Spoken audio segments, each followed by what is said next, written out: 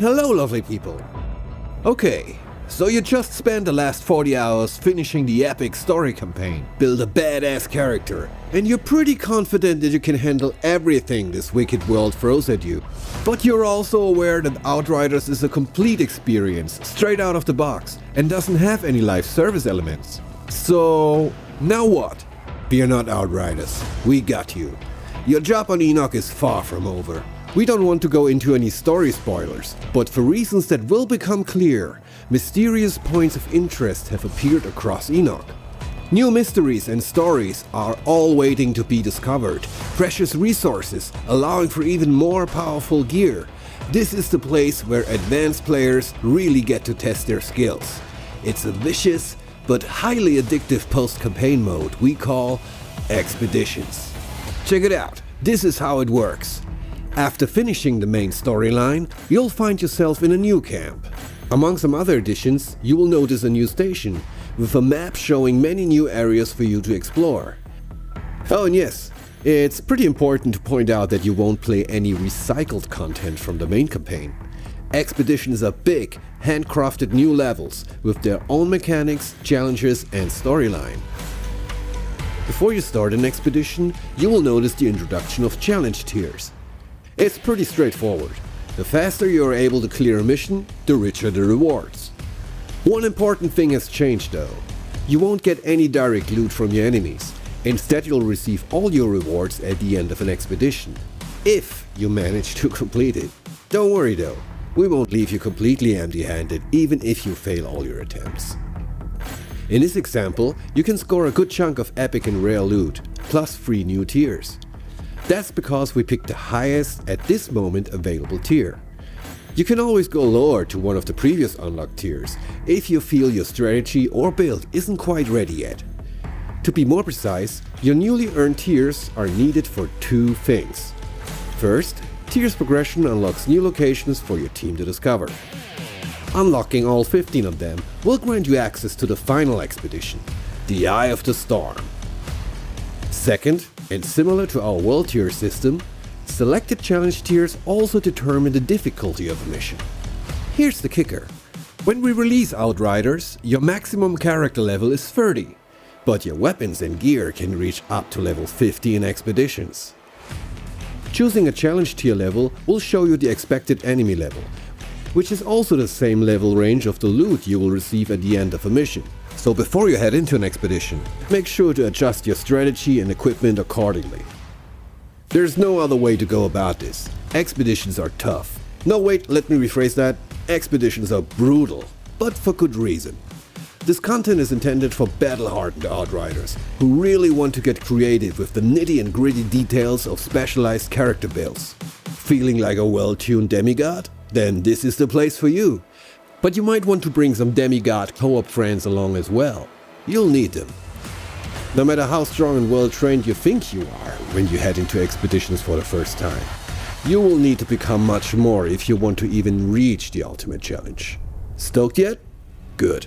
Before we dive more into expeditions though, we must first touch on another exciting subject that is heavily linked to this game mode. It's one of the most compelling and important core features of Outriders: modding, crafting, and everything in between. Upgrading and modifying your gear is an integral part of Outriders and gives you unparalleled freedom to strive for that perfect build. Dedicated players can experiment with a myriad of combinations to maximize and adapt their effectiveness for any given challenge. It's the foundation for countless hours of fun, and in the case of expeditions, even mandatory for survival. Let's talk about mods first. Mods are passive skills that can significantly alter the way your weapons, armor, or abilities work. For instance, they can add effects to your gunplay irrespective of your class, sticking your enemy with a nasty status effect like freeze, bleed, weaken, toxic, and many more. With rare and specialized mods equipped, you can even get a taste of the powers of a whole different class. For example, Golem's Limp is a legendary shotgun. It will grant its wielder the Devastator's Golem skin for 3 seconds after every killing shot, in this case helping out a pyromancer.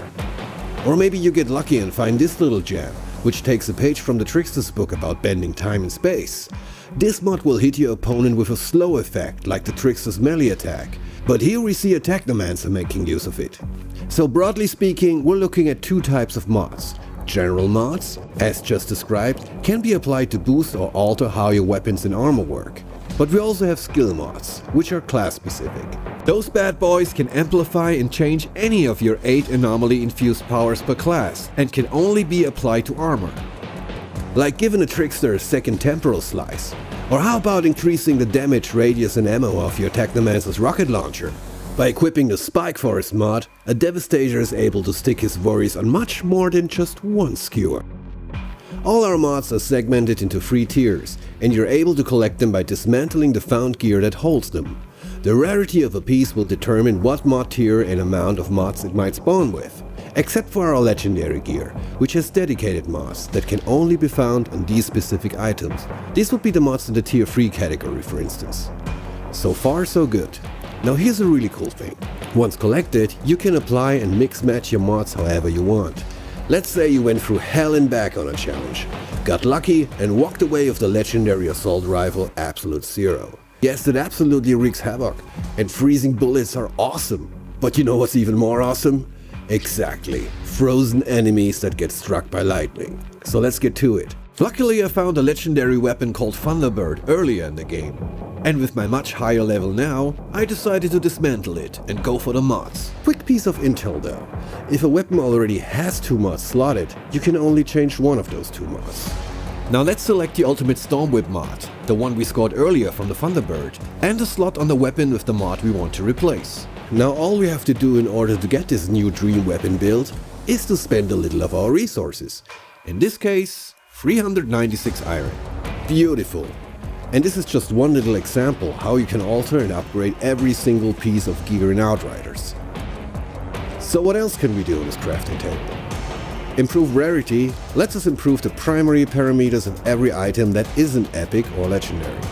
There's firepower for weapons and armor for your wearables. By the way, hovering over the crafting options will reveal a color code explaining what rarity is needed for each craft. Here we look at unusual, rare, epic and legendary.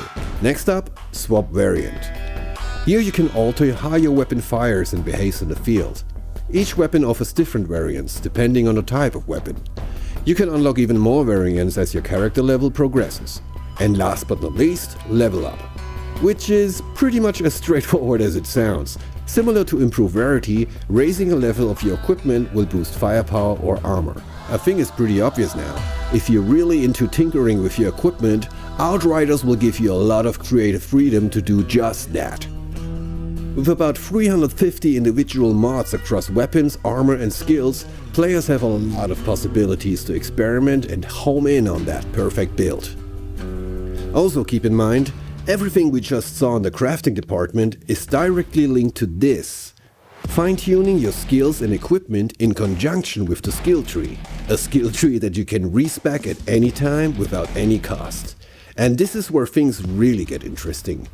Makes you wonder how deep this rabbit hole goes, doesn't it? Expeditions will challenge you and your team not only on a skill level, but also on how well your builds are tuned and in sync with another. That's why going deep into customization aspects of Outriders is not only super fun, but also vastly improves your lifespan on Enoch in general. Tune and optimize your skill tree for the challenge ahead, and find effective ways to complement the available powers from your Outrider squad mates. Especially when you want to take on higher world tiers in a story campaign, for instance. Okay, we covered crafting and upgrading your gear. Let's talk a little bit more about expeditions. As I said in the beginning, all of our expeditions are big, bespoke new levels in the game. And we have 14 of them ready for you to conquer when we ship on February 2nd, 2021. Of course we want to leave the excitement and fun of exploring these new areas for you. But hey, let's take a quick peek, shall we? I've sensed a deep, humming noise reverberating from deep within the forest. It comes and goes, but during our journey it has grown louder. And next to this gate, it is more piercing than ever. Outrider, I need to know the cause of this.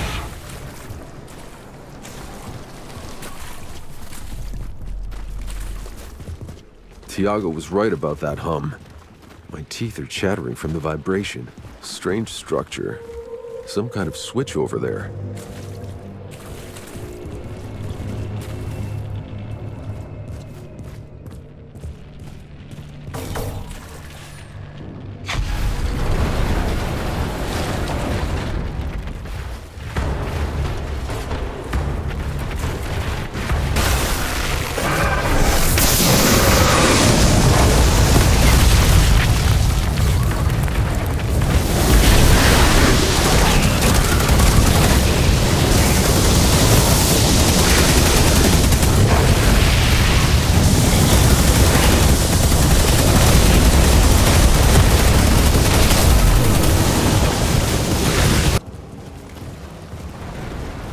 Nice view.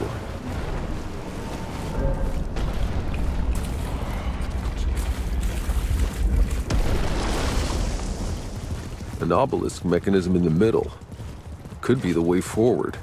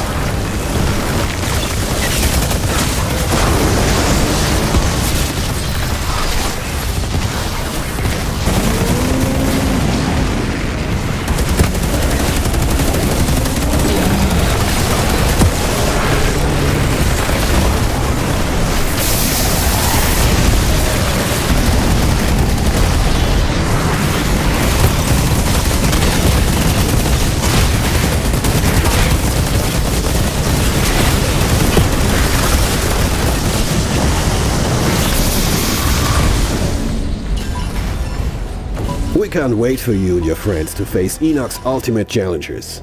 I hope you liked what you saw, and as always, stay safe out there and take care of each other. Sven out.